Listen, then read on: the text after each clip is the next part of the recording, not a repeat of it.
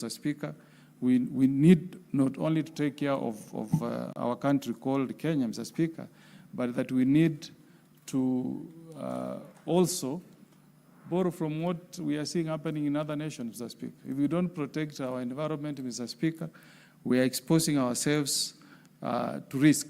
Issues like the threats that we face from terrorism. Mr. Speaker, before terrorists hit our nations, I remember that whenever we used to escort our brothers or relatives inside the airport, you escort them right to the entry to the airport. But because of terrorism, Mr. Speaker, you cannot even access, you can't enter the airport, Mr. Speaker, because of what terrorism has done to the country. So this is a very important, Mr. Speaker. We need to preach peace. We need to have tolerance among various faiths. In this House, Mr. Speaker, when I look at Senator Faki, I look at him as a Kenyan brother. I don't look at him as a Muslim. And I'm sure he also looks at me as a Christian. Mr. Speaker, we need to encourage people in the human race to live as brothers and sisters. So with those few remarks, Mr. Speaker, I second this motion and pray that we can be a country that can preach peace. Nobody is happy with what is happening in the Middle East. We are not happy with the escalation of war in the Middle East. When there is war in the Middle East, the effects affect many countries. I hope that the UN, the United Nations, can push for a peaceful resolution with the disputes we are seeing in the Middle East, Mr. Speaker, so that Palestinians, Israelis, the people in Syria, and all those countries, Mr. Speaker, we want to see them live in peace, Mr. Speaker. When I was a young child, I used to hear about Palestinian Liberation Organization led by Yasser Arafat. Now I'm almost becoming a senior citizen. The disputes in the Middle East are still ongoing. The wars that we used to see in Angola, you still keep on hearing about war in Angola, Mr. Speaker, the war in Chad.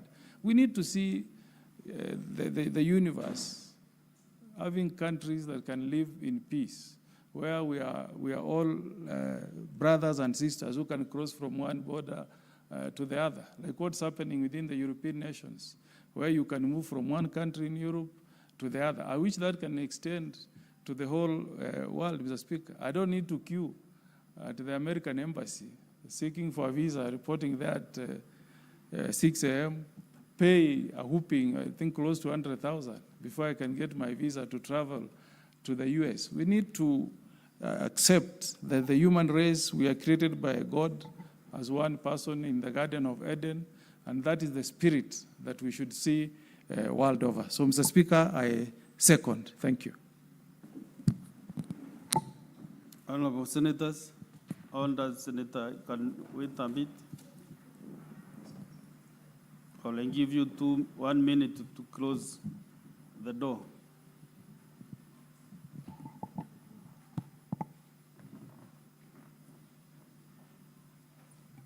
Honorable Senators, I propose the question that the Senate notes the reports of the Kenyan delegation to the 147th and 148th Assemblies of the Interparliamentary Union, IPU, and related meetings held in one, Luanda, Angola, from 23rd to 27th October 2023, and on the table of the Senate on Thursday, 29th February 2024, and Geneva, Switzerland, from 23rd to 27th March 2024, and on the table of the Senate on Thursday, 30th May 2024.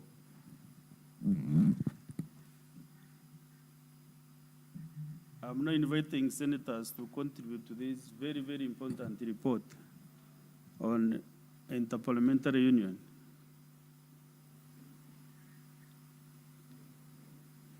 You know, Senator Mugatana actually contributes on these international issues so much. But today, I don't know where his mind is. I think I'm being distracted by the senator from Ram County. Because this is similar to what you do in the Yes, Mr. Speaker. in the African Parliament. Mr. Speaker, I want to thank you for giving me the opportunity to debate the report of the Interparliamentary Union that was held in Angola, Luanda, Angola, from 23rd to 27th October 2023. Mr. Speaker, as you have correctly talked about, there is a very big role that parliaments all over the world play in terms of cooperation, coordination, and ensuring that the representatives of the people around the world come together and discuss issues that are relevant. Mr. Speaker, on this meeting that was held in Luanda, a lot of things were discussed, Mr. Speaker. A lot of things were discussed, but I would like to dwell on the issue that focused on global food security. Mr. Speaker, there are many challenges, and it was recognized by the parliaments that were seated in Luanda, Angola, that many parliaments in many parts of the world are affected by the problems of food insecurity. Mr. Speaker, there are lots of problems. The world is not being able to feed itself, and there are people who are living in areas that are frequently hit by climate-related disasters.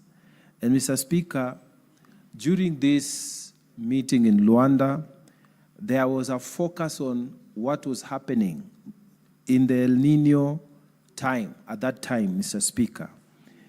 And there was a relation in these discussions about droughts that had increased. And at that time, Mr. Speaker, they were talking also about the cycles of the droughts and the El Nino phenomena that was affecting food production and jeopardizing even stability of food supply across the world. Mr. Speaker, these parliaments also discussed the impact of COVID-19 pandemic, that so many people were not able to access their farms, so many people were not able to be engaged usefully so that they can produce food. And Mr. Speaker, apart from the climate issues, the question of the COVID pandemic was discussed.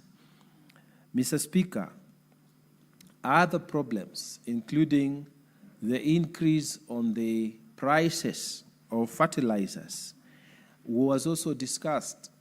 These challenges, Mr. Speaker, were put on those parliaments and discussed, so that Kenya also was part of those discussions, Mr. Speaker, that raised the challenges affecting food, including the increase on the prices of fertilizers.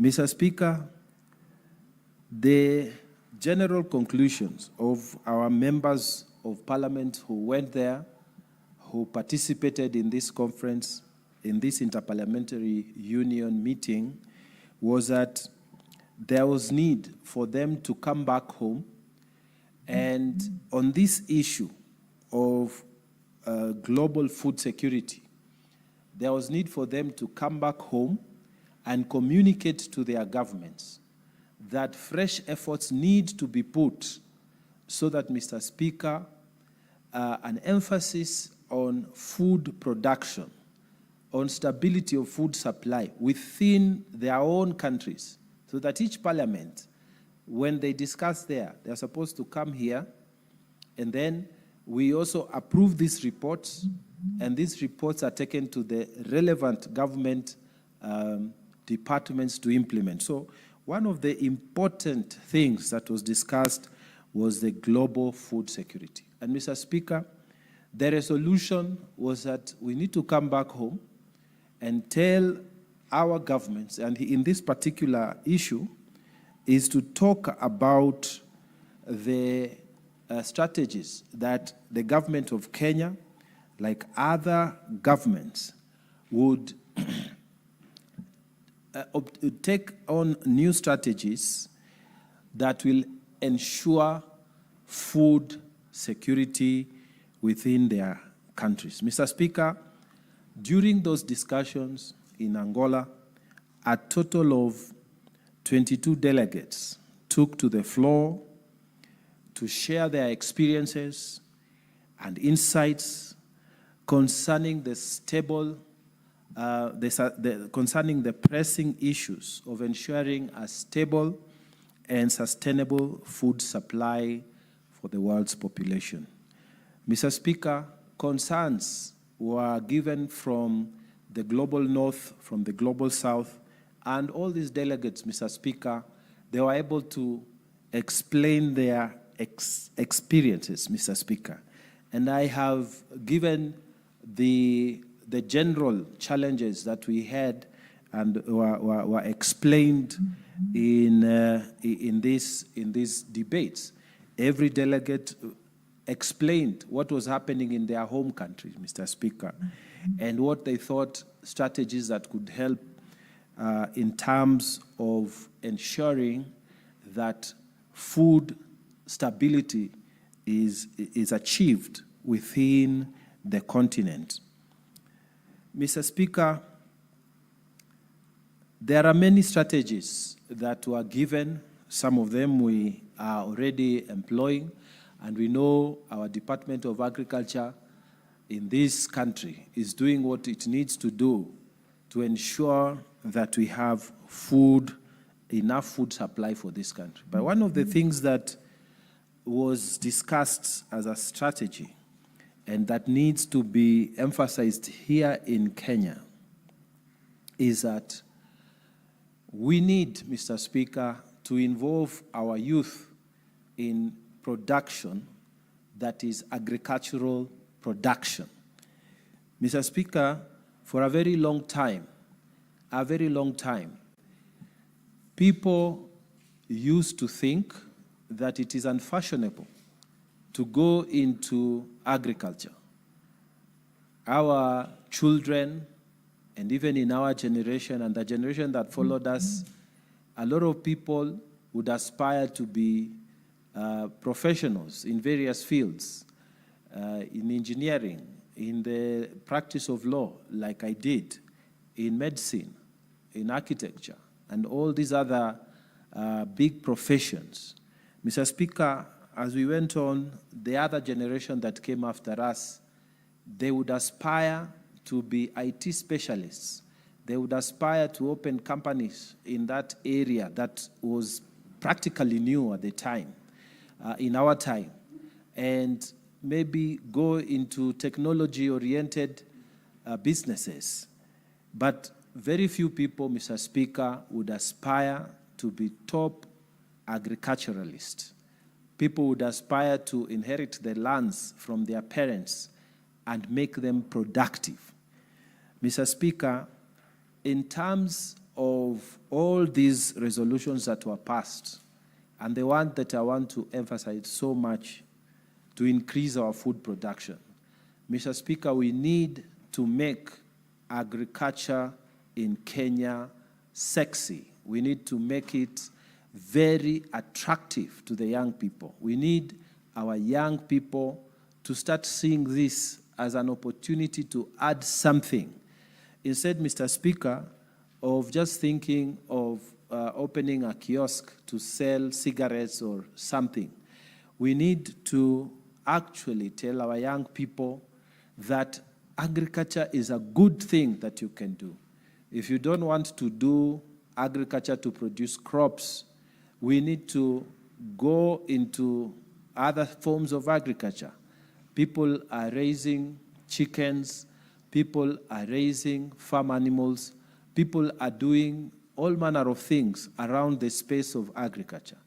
Mr. Speaker, some of the people who have really made it in this life are people who have been selling eggs, are people who have been doing business around wheat farming, are people who have been doing business around maize growing, are people who have been supplying the Kenya Meat Commission.